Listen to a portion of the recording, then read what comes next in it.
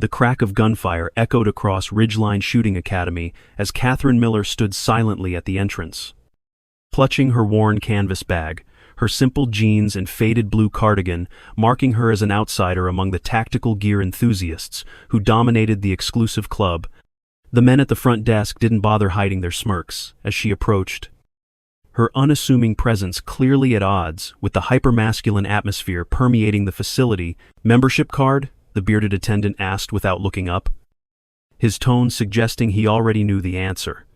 "I have a reservation," Catherine replied quietly, sliding a printed confirmation across the polished counter. "Under Miller. For the precision range at 2 p.m., the attendant's eyes narrowed as he scanned the paper. Then his computer screen. "Sorry, but the precision range is currently occupied by executive members. You'll have to wait." Behind him, through the glass partition, Catherine could see the occupied precision range hosting just 3 men, all wearing identical Ridgeline Academy polo shirts, one of them tall, silver-haired, with the confident bearing of someone accustomed to authority, caught her gaze and whispered something to his companions, triggering a round of poorly concealed laughter. "My confirmation says 2 p.m., Catherine persisted. "I've driven 2 hours to get here. Like I said, you'll have to wait," the attendant repeated with an edge of impatience. "Executive members have priority. That's club policy." For nearly an hour, Catherine sat in the observation area, watching as the 3 men took leisurely turns at the precision range.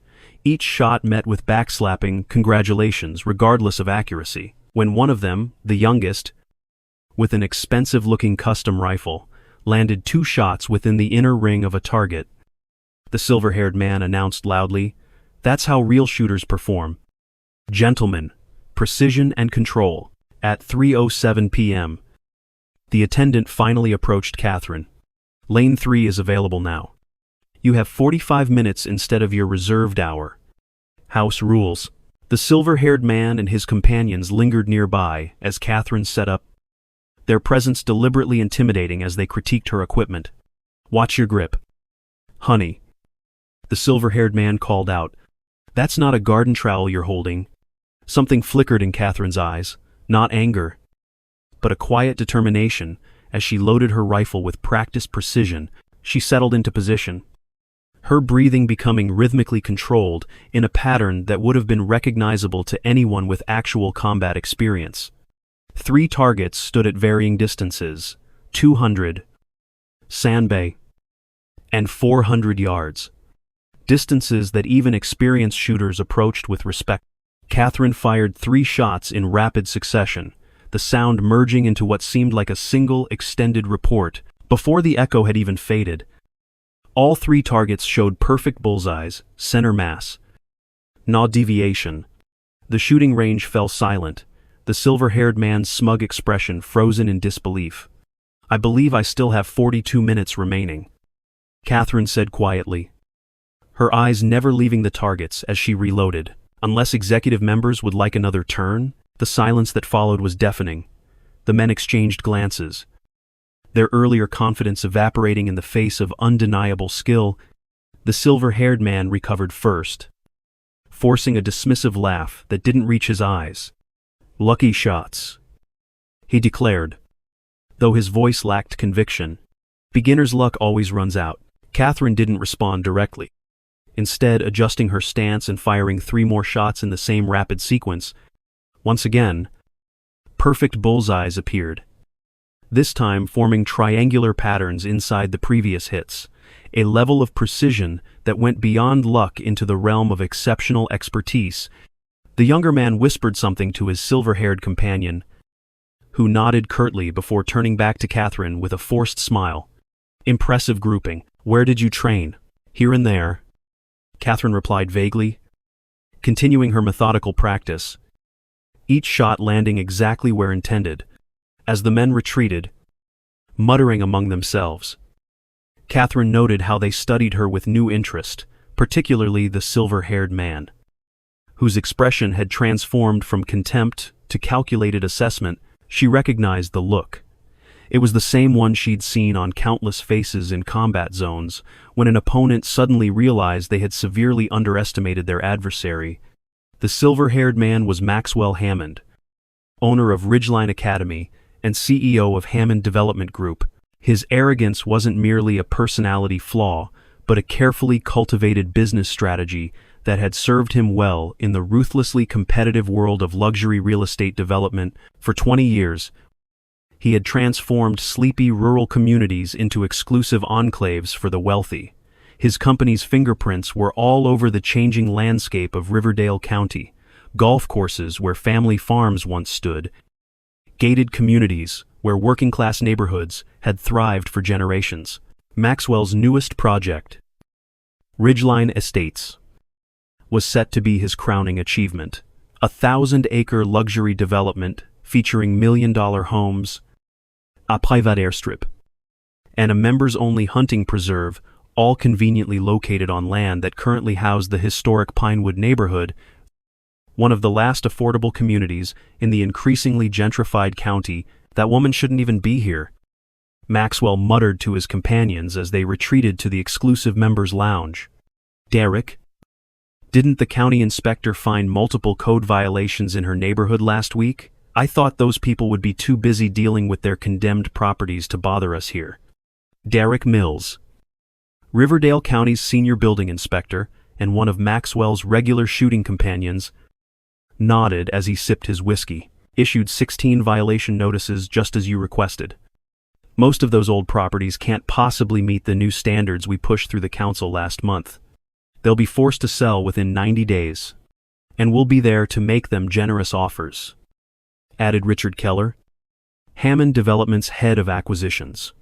About 40 cents on the dollar of actual value, but generous considering their circumstances. Maxwell's eyes narrowed as he watched Catherine through the one-way glass, her rhythmic breathing and perfect form now obvious to his trained eye. Each shot she fired landed precisely where intended, evidence of training far beyond what any ordinary civilian should possess. "Find out who she really is," he ordered Derek. "That woman is no amateur, and her being here now isn't a coincidence. I've already texted my contact at the sheriff's office," Derek replied, pulling out his phone, running her name through the system as we speak. Richard leaned closer, lowering his voice. "You think she's connected to the Pinewood Preservation Alliance? They've been more organized lately, filing those appeals against our zoning changes. Whoever she is, she's not just some disgruntled homeowner," Maxwell insisted. "That shooting pattern, it's military precision. Special forces. Maybe, and she chose today, specifically, to come here. When we're discussing the final phase of the Pinewood acquisition." The men fell silent as a notification chimed on Derek's phone. He studied the screen, his expression shifting from curiosity to concern. Catherine Miller.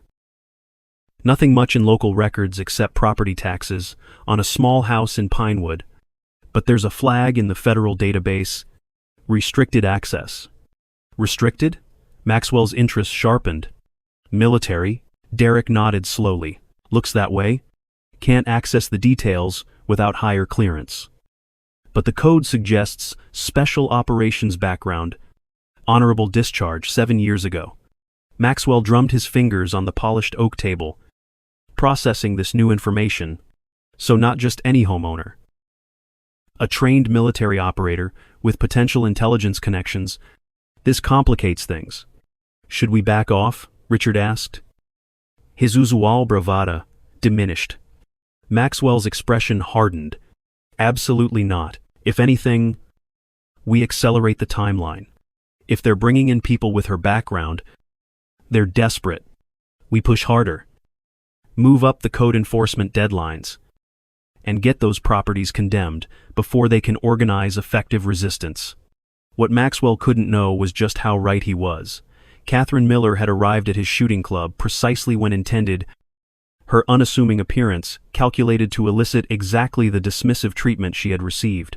What appeared to be a random act of discrimination was actually the springing of a carefully laid trap, one that Maxwell Hammond had walked into with the blind confidence of a man who had never faced real consequences for his actions.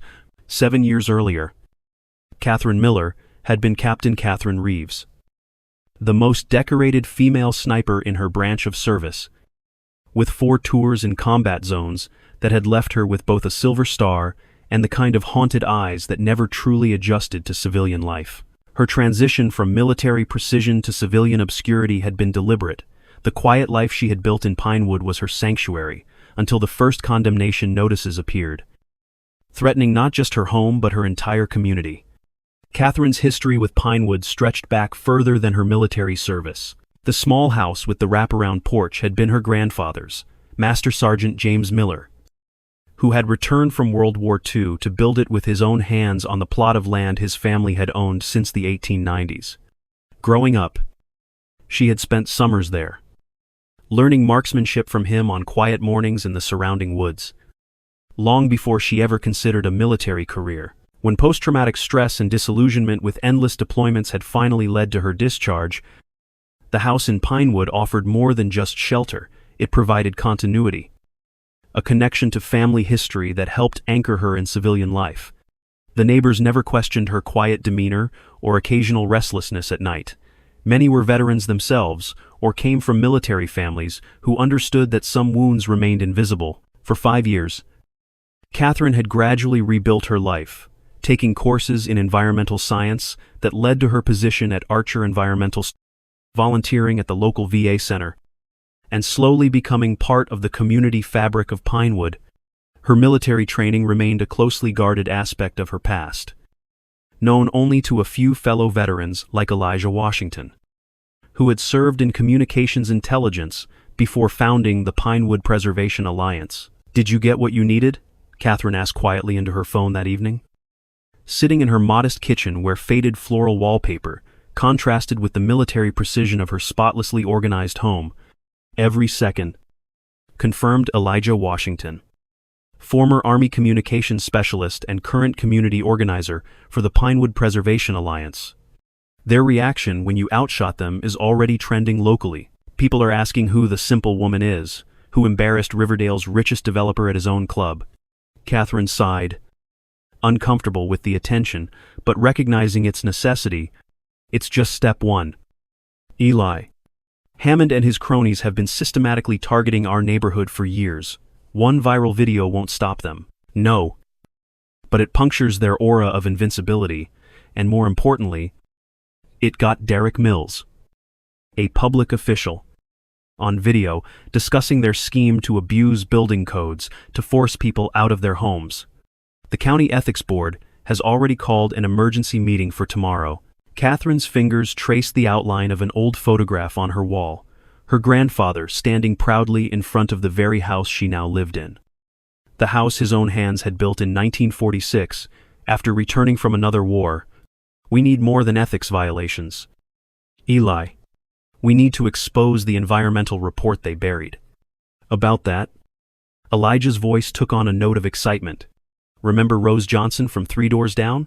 Turns out her nephew works in the county records office. He found something interesting in the original filing for Westridge Chemicals closure, a reference to extensive soil testing that isn't included in the public documents." Catherine leaned forward, instantly alert. "Testing that would show the actual contamination boundaries?" "Exactly. He couldn't access the full reports. They're sealed under some confidentiality agreement, but he confirmed they exist. The reference numbers don't match anything in the current Hammond development proposal. That's the missing link," Catherine said, her mind already mapping out the implications. "If we can prove they're deliberately concealing environmental hazards while forcing residents out through selective code enforcement, it's not just unethical, it's criminal." Elijah finished. "But how do we get access to those sealed reports? County officials are deep in Hammond's pocket." Catherine was quiet for a moment, weighing her options. "I might have a way. During my time at Archer Environmental, I worked on several classified assessments related to groundwater contamination.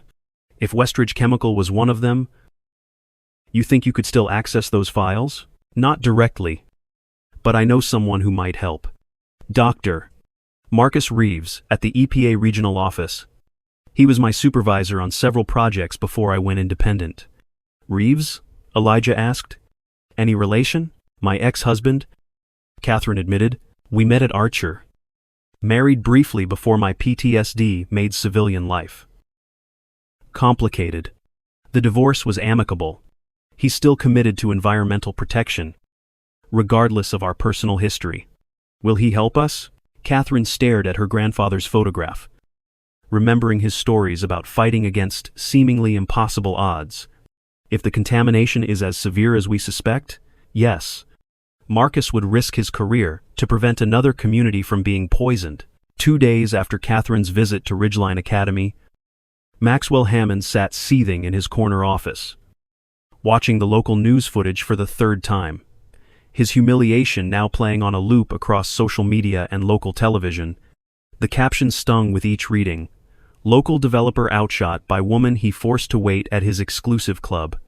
We've got a problem, Richard Keller announced, entering without knocking. The ethics complaint against Mills is gaining traction. 3 council members are already calling for a formal investigation into the building code enforcement targeting Pinewood. Maxwell dismissed the concern with a wave. Derek's been covering our tracks for years. They won't find anything concrete. There's more, Richard continued, lowering his voice. Someone leaked parts of the original environmental survey for the Pinewood area, the one we had redacted before submitting to the county. The sections about potential groundwater contamination from the old Westridge chemical plant are circulating online. This caught Maxwell's full attention. That's impossible. Those reports were sealed under confidentiality agreements. Who would have access? That's what's concerning, Richard replied, sliding a folder across the desk. The only copies were in our secured files and at the environmental consultant's office, Archer Environmental. Maxwell opened the folder to find a personnel file with a familiar face staring back at him, Catherine Miller's. She worked for Archer Environmental as what? Senior Environmental Compliance Specialist for 6 years. Richard confirmed. Left 3 years ago to work independently. Her specialty was groundwater contamination assessment, specifically identifying corporate liability for remediation costs. Maxwell's jaw tightened as the pieces fell into place. So she's not just some random homeowner from Pinewood. She's potentially got copies of the original surveys, showing the contamination plume extends under our proposed development site. Exactly.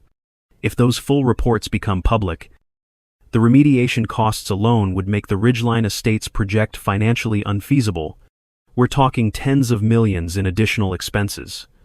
Maxwell stared out his window at the pristine view of the valley where his legacy project was planned. After a moment of contemplation, his decision was made. Contact Simmons. Richard shifted uncomfortably. Are you sure that's necessary? Simmons isn't exactly subtle. Neither is bankruptcy. Maxwell snapped. Catherine Miller isn't just threatening this project. She's threatening everything I've built. I want her discredited completely. Find whatever it takes. Tax problems, professional misconduct, personal scandals, anything to destroy her credibility before she can testify at the council hearing next week. And if discrediting her doesn't work? Richard asked carefully. Maxwell's expression darkened. Then we move to Plan B. The properties in Pinewood are officially condemned for code violations. Effective immediately. Send in the security teams to post the notices tonight. Anyone who resists gets arrested for interfering with county officials. That's pushing legal boundaries. Max, Richard warned, we don't actually have the final condemnation orders yet. By the time anyone challenges it in court, we'll have possession. The county judge owes me. He'll delay any hearings until after the property transfers are complete. Richard nodded reluctantly and turned to leave, but paused at the door. There's one more thing you should know about Catherine Miller. Her military records that we couldn't access? My contact at the VA finally got back to me. She wasn't just regular military, she was special operations. A sniper with multiple combat tours and a Silver Star. Maxwell absorbed this information with a calculating expression. All the more reason to handle this carefully. People with that background have resources and connections we can't anticipate. Make sure Simmons understands the situation requires finesse. What Maxwell Hammond failed to recognize was that Catherine Miller had anticipated exactly this response. Her military training had taught her to always prepare for enemy counterattacks. The documents she possessed were already secured in multiple locations, with instructions for their release under specific circumstances, including any attempt to intimidate or discredit her. The simple woman from Pinewood wasn't just fighting for her home. She was executing a precisely planned operation against an adversary who had never faced an opponent trained to anticipate his every move. Across town in the community center of Pinewood neighborhood, 30 residents gathered around a collection of mismatched tables and chairs, their faces showing the strain of people fighting battles on multiple fronts against predatory developers, against complicit local officials, and against the financial pressure of suddenly being told their generational homes were no longer up to code. Catherine stood at the front of the room, her posture military straight despite her civilian clothes. The building code violations they've issued are designed to be financially impossible for most of us to address, she explained, gesturing to the projection behind her. This isn't random, it's targeted. They want our land.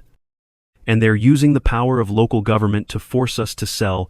But what can we do? Asked Eleanor Jackson, whose family had lived in Pinewood for 4 generations. These fines are more than my monthly Social Security check. I can't pay them.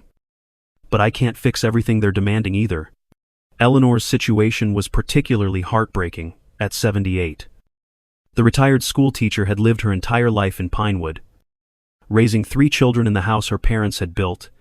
Her late husband's pension barely covered her basic needs. And now she faced fines totaling over $15. For code violations that had never been issued during previous inspections. That's exactly what they're counting on, replied Elijah, standing beside Catherine. But they've made mistakes. Legally actionable mistakes. Catherine nodded, advancing the presentation to reveal a map overlaid with color-coded sections. This is the original environmental assessment of our area, conducted 15 years ago when Westridge Chemical was forced to close after multiple EPA violations. The red area shows groundwater contamination that the company was legally required to remediate. She clicked to the next slide, showing a drastically different map, one with a much smaller affected area. This is the map Hammond Development submitted with their proposal for Ridgeline Estates. Notice anything different? The contamination area is completely redrawn, observed Pastor Michael Roberts, squinting through his bifocals. It barely touches our neighborhood in this version. Exactly, Catherine confirmed. They deliberately falsified environmental data to hide the fact that both our neighborhood and their planned development sit atop contaminated groundwater, contamination that legally requires expensive remediation before any new construction can begin. A murmur spread through the room as the implications became clear. So, they're not just trying to force us out to build luxury homes, said James Wilson, a retired construction worker whose hands bore the calluses of 40 years, building the very kinds of houses Hammond now constructed. They're trying to force us out before anyone realizes they'd be legally responsible for cleaning up the contamination under our properties, which would cost them millions, Elijah added.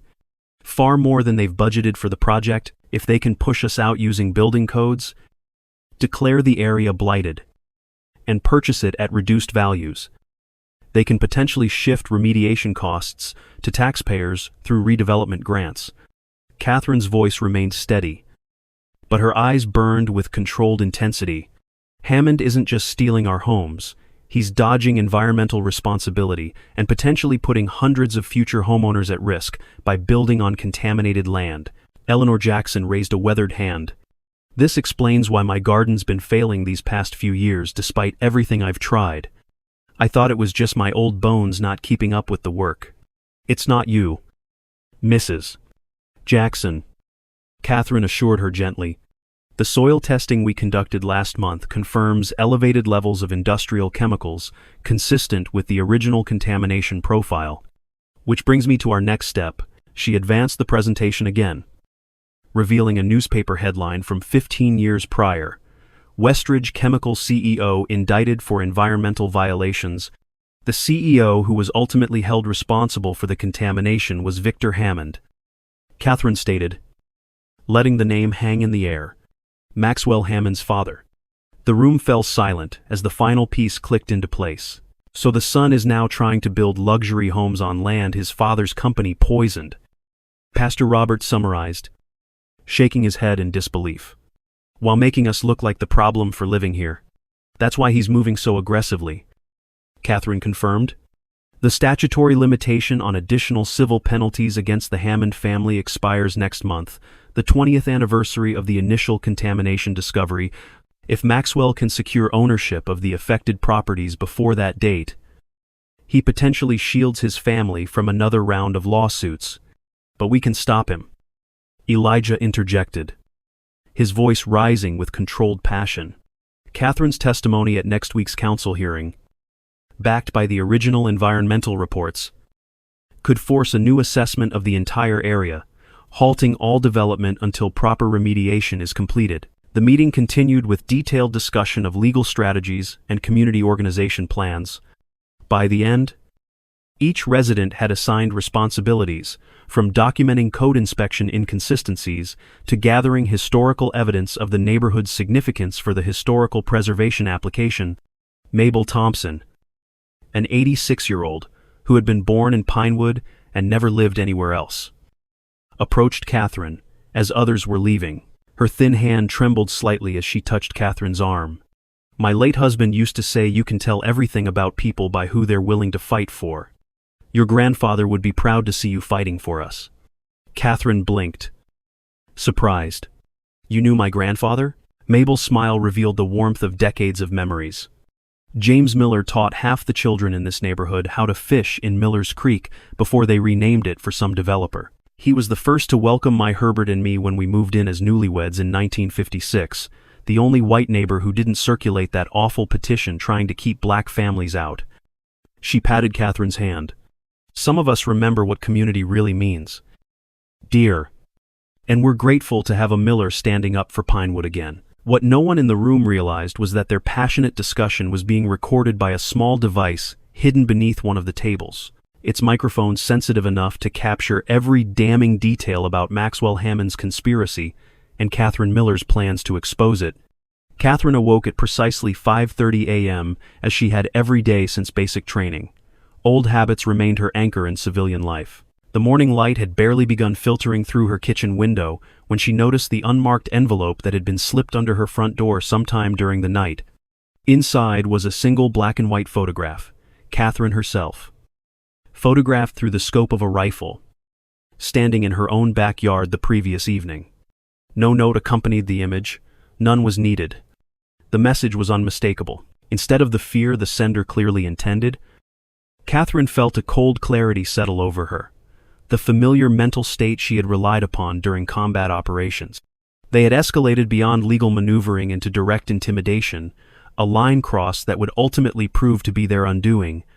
Her phone rang as she was studying the photograph, Elijah's name flashing on the screen. I just got a visit from the county sheriff, he said without preamble, his voice tight with controlled anger. They're executing a search warrant at the community center right now, claiming they received an anonymous tip about stolen proprietary documents from Hammond Development.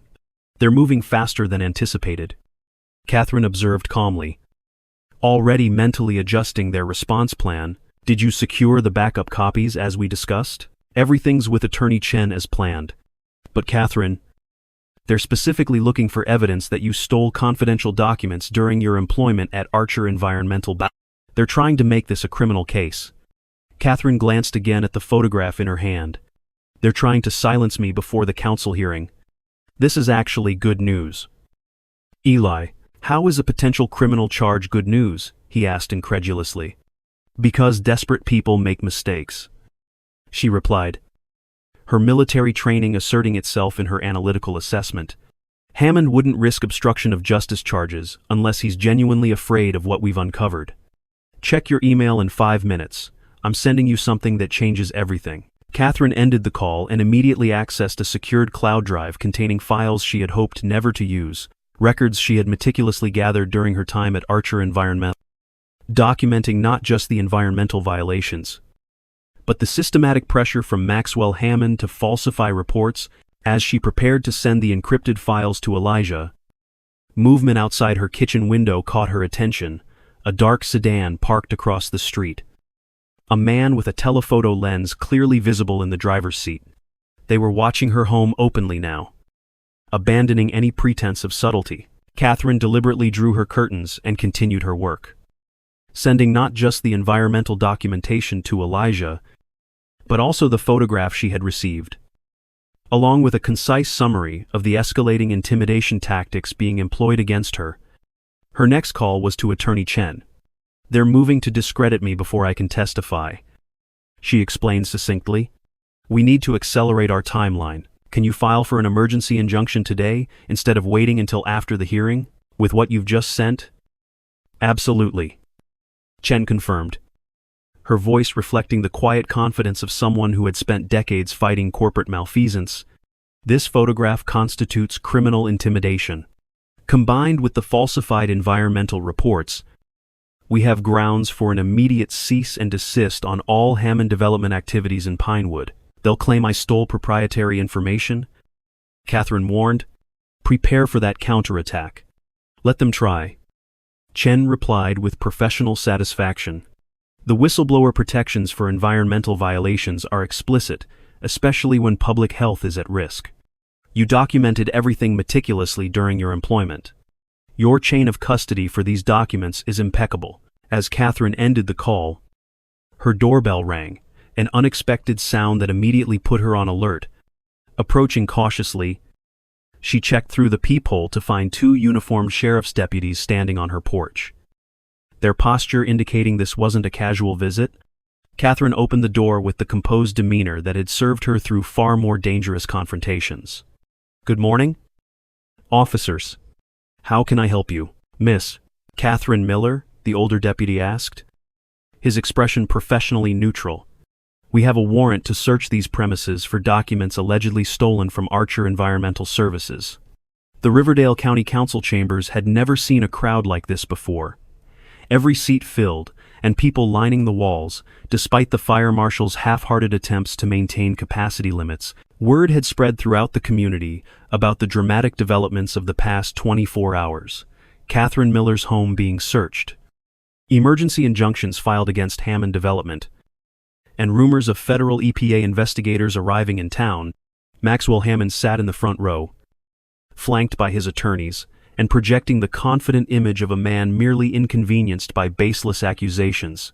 But those who knew him well could see the tension in his jaw, the slightly too tight grip he maintained on his leather portfolio. When Catherine entered, accompanied by Attorney Chen and Elijah Washington, a hushed murmur rippled through the chamber. Despite having spent the previous night watching sheriff's deputies search her home, she appeared composed and focused, her simple blue dress and minimal jewelry presenting the image of respectability without ostentation. Council President Margaret Wilson called the emergency session to order, her gavel struggling to overcome the buzz of conversation. Today's hearing addresses serious allegations regarding the proposed Ridgeline Estates development and related enforcement actions in the Pinewood neighborhood. Due to the nature of these allegations, representatives from the State Environmental Protection Division and the County Ethics Board are present as observers. Maxwell leaned toward his attorney, whispering something that made the man's expression tighten with concern. They had clearly not anticipated the presence of state officials. "Before we begin," President Wilson continued, "I must address the disturbing reports of intimidation against witnesses scheduled to testify today. This council will not tolerate any attempts to obstruct these proceedings. The sheriff has agreed to provide security for all participants." Catherine was called as the first witness, taking her seat at the testimony table with military posture. After being sworn in, she began methodically presenting the evidence she had gathered, original environmental reports showing the full extent of contamination, internal emails documenting pressure to alter those reports, and the systematic targeting of Pinewood residents with selective code enforcement. "The pattern is clear," she explained, her voice steady and authoritative. "Hammond Development has deliberately concealed the environmental contamination of this area, while simultaneously using county resources to pressure current residents into selling their properties at devalued prices. Maxwell's attorney immediately objected. These documents were obtained illegally by Miss Miller when she left her employment at Archer Environmental. They constitute stolen proprietary information and should be excluded from these proceedings. Attorney Chen rose smoothly in response. Mr. President, my client obtained these documents legally during the course of her employment, while documenting what she reasonably believed to be violations of environmental regulations. Her actions are explicitly protected under both state and federal whistleblower statutes. Furthermore, the attempt to intimidate her with spurious criminal allegations and surveillance of her home constitutes additional violations, as if on cue. Chen presented the photograph Catherine had received, along with analysis from a security expert confirming it had been taken from a rifle scope. My client, a decorated military veteran, has been targeted with death threats for attempting to testify about public health hazards. The chamber erupted in outraged murmurs as council members examined the photograph. Maxwell's face had lost its composure, his eyes darting between his attorneys as they whispered urgently among themselves. President Wilson's gavel struggled to restore order. Mr. Hammond, these are extremely serious allegations. This council would like to hear your response. Maxwell rose with practiced confidence that nevertheless seemed brittle around the edges. Madam President, council members, these allegations are nothing more than a desperate attempt by residents who cannot maintain their properties to standards that protect public safety. The environmental reports Miss Miller references were preliminary assessments that were properly refined with additional testing before final submission. Refined? Catherine interrupted, her control slipping momentarily. You reduced the contamination area by 70% without conducting a single additional soil test. That's not refinement, it's fraud. You have no evidence of that claim? Maxwell countered smoothly. Catherine's expression shifted to one that her former military colleagues would have recognized, the focused calculation of someone about to spring a trap. Actually, I do. I'd like to present Exhibit C, an audio recording from the Ridgeline Shooting Academy from 2 days ago. As Chen distributed transcripts to council members, Catherine continued. After my visit to Mr. Hammond's shooting club gained public attention, he had a conversation with his associates in what he believed was the private members' lounge. However, the recording system he uses to critique shooters' performances was still active.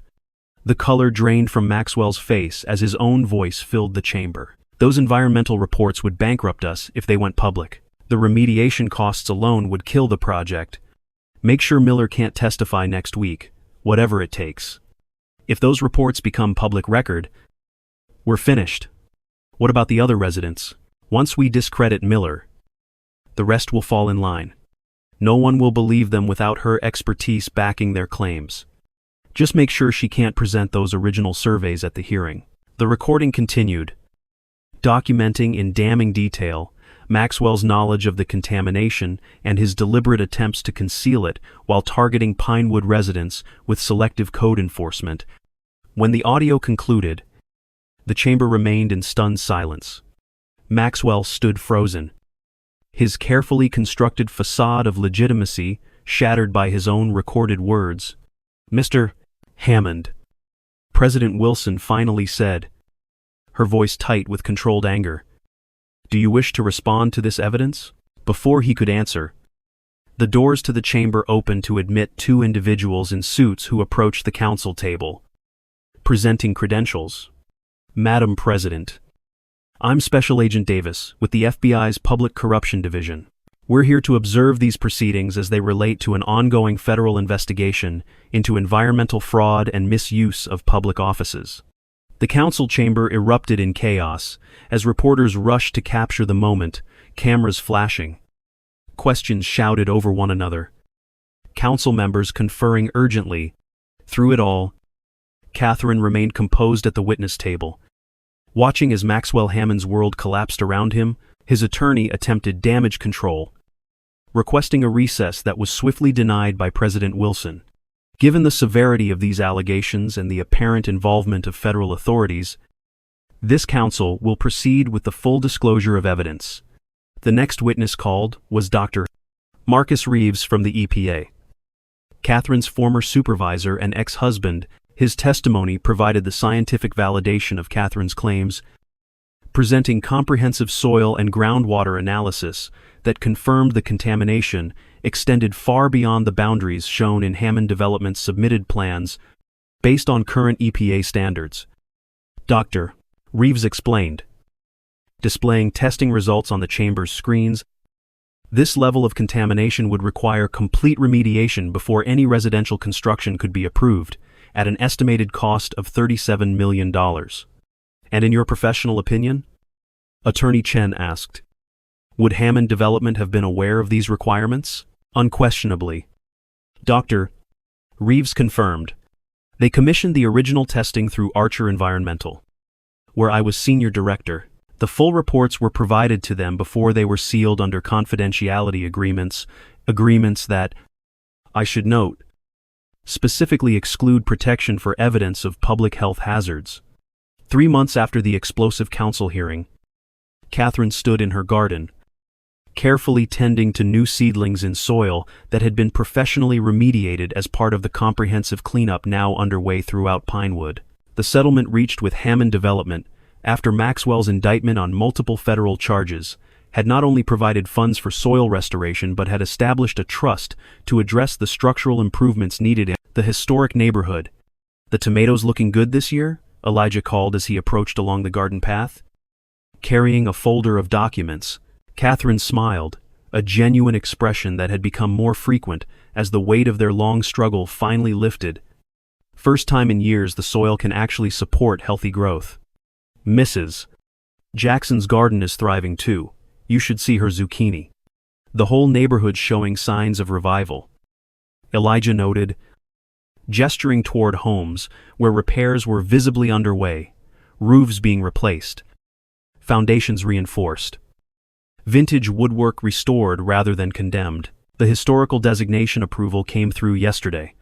Once it's official, no developer can target this area for mass acquisition again.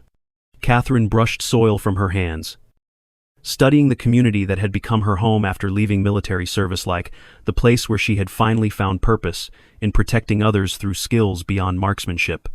And the contamination cleanup? Phase 1 is complete. The EPA confirms groundwater treatment systems are functioning as designed. He hesitated before continuing. There's something else you should see. He handed her a newspaper clipping featuring a familiar face, Maxwell Hammond, in a courthouse corridor. His expression haggard as he was led away by federal marshals. The headline read, "Developer pleads guilty to environmental fraud. Faces 5-year sentence. It doesn't feel like victory," Catherine observed quietly, returning the clipping to Elijah. "Just necessary consequences.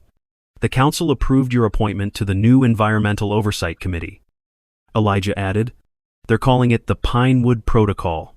New regulations requiring independent verification of all environmental assessments for development projects." Catherine nodded, returning to her gardening with methodical focus. The real victory isn't punishing Hammond. It's ensuring no one can repeat what he did. Speaking of which, Elijah continued, opening the folder he carried. The community center renovation is almost complete. The environmental education program starts next month, and we've already got 15 schools signed up for field trips. The center had been transformed with funds from the settlement, converted into a combination of community space and environmental education facility that would teach future generations about the importance of environmental stewardship and community advocacy. The irony wasn't lost on anyone that Hammond's attempt to destroy Pinewood had inadvertently secured its future as a model for sustainable neighborhood preservation. Dr. Reeves called yesterday, Elijah mentioned. Watching Catherine's reaction carefully, he's been asked to lead the regional EPA office's new community outreach division. Says he was inspired by what happened here. Catherine's expression softened slightly at the mention of her ex-husband. Marcus always was passionate about environmental justice. This role suits him. He asked if you'd consider consulting on the program development. Said something about needing someone with your unique combination of environmental expertise and... Elijah cleared his throat. Tactical precision? This drew a rare laugh from Catherine. Still hasn't forgiven me for outscoring him at the agency shooting qualification. Has he? Apparently not. Elijah grinned. But the offer seems genuine, worth considering. Catherine looked thoughtfully across the neighborhood where children once again played freely in yards that had been deemed too toxic just months earlier. Maybe, after we finish what we started here, as evening approached, Catherine walked through the streets of Pinewood, observing the transformation taking place into the luxury development Hammond had envisioned, but into a restored version of what it had always been, a community of modest homes with deep roots and shared history. Children played in yards that were no longer contaminated. Elderly residents sat on porches that had been repaired rather than condemned. At the community center, a new sign had been installed. Pinewood Environmental Monitoring Station, a permanent testing facility that would ensure the neighborhood's soil and water would never again be poisoned without consequence. Catherine paused before the building, reflecting on the journey that had brought her here. From military precision to environmental science to community advocacy, the skills that had once made her an exceptional sniper had proven equally valuable in taking aim at corporate corruption and governmental complicity. As she turned toward home, she noticed a familiar figure standing near the memorial garden, the county sheriff. Newly elected, after his predecessor resigned in disgrace for his role in Hammond's schemes. Miss Miller, he acknowledged with respectful formality. Thought you should know that the last of Hammond's associates pleaded guilty today. No more trials for anyone to endure. Catherine nodded her appreciation for the information. And the contamination data? Has it all been made public as ordered? Full disclosure on the county website as of this morning. He confirmed. Every test result, every affected property, and the complete remediation schedule, full transparency. Just as you insisted in the settlement. The sheriff hesitated before adding, for what it's worth, many of us had no idea what Hammond was really doing. We thought we were just enforcing codes. Systems fail when good people follow orders without questioning their purpose. Catherine replied, her military experience giving weight to her words. The best protection against corruption isn't just removing bad actors. It's creating transparency that prevents their methods from working in the first place.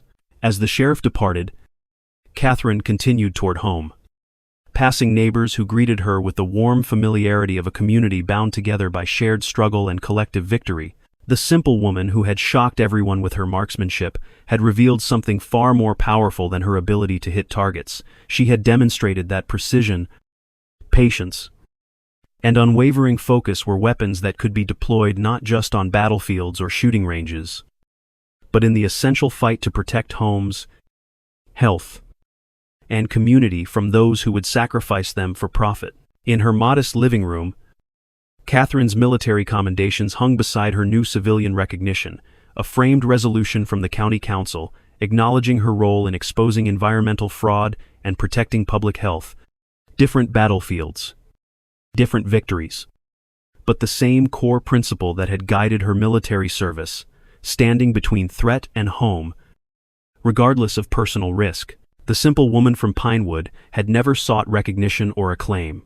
She had simply done what needed to be done, with the same quiet precision that had once made her an exceptional soldier, and now made her an exceptional citizen.